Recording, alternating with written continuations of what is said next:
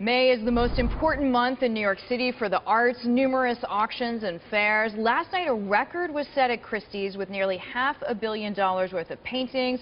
Works by Jackson Pollock, Lichtenstein, Basquiat headlined the event.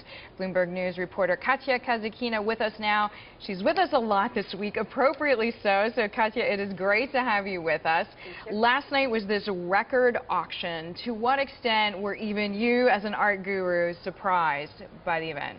It was really unbelievable. It was like the auction was on fire. It was lot after lot going over their high estimates, one auction record after another, bidding, aggressive from in-room phones. So you could just feel this kind of energy in the room? Yes.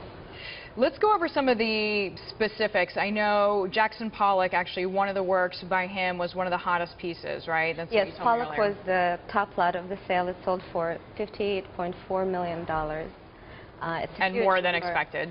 Yeah, the expectation was 25 to 35 million, so it's a huge increase over the high estimate. And but that's an iconic image again. What we talked about yesterday. It's a drip painting. It's from 1948. It's a gorgeous piece. It's also not huge, so you can actually imagine it in many people's houses.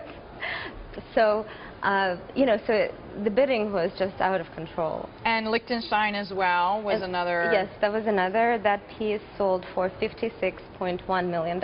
Also over the estimate was on request, but it was around $30 million. And Lawrence Graff, the jeweler from London, he was sitting in the front row and he was bidding against somebody who was on the phone. And afterwards I caught up with him and he said it was his birthday is coming up, his big birthday, so that was his present for his birthday. There you go. No stops here, No stops here. In general, so we're talking about this being a record event, but can these prices be sustained? You've covered the art market for a long time. Does it feel just that we're topping out somehow?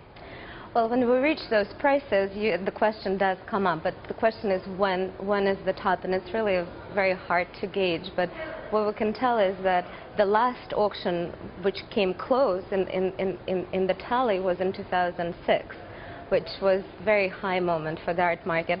But also, overall, the global art market has slowed down a little bit from last year, from 2011 to 2012, and the experts are expecting a slowdown, very small slowdown again, but it seems like that top tier of the contemporary art market is just going strong, and that there are enough wealth in the world, and there are enough people who can afford those pieces, which they perceive as a once-in-a-lifetime opportunity. They just bid them, Katya, one thing that you told me that you've just remarked when you've been to these events this week so far is to what extent the crowd is international, and it seems like more so even than in years past. Was that represented last night as well? They haven't talked so much. I mean, they talked about.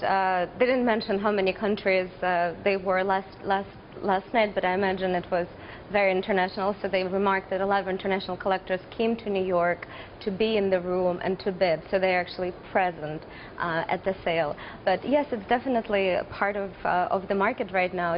China, Russia, Latin America, India, everybody is bidding, because contemporary art market is really, there is a lot of work available, a lot more than in the Impressionist and modern art, and so people really go for them. And of course there's a lot of new millionaires and billionaires from those regions in the world. Katya, thank you very much.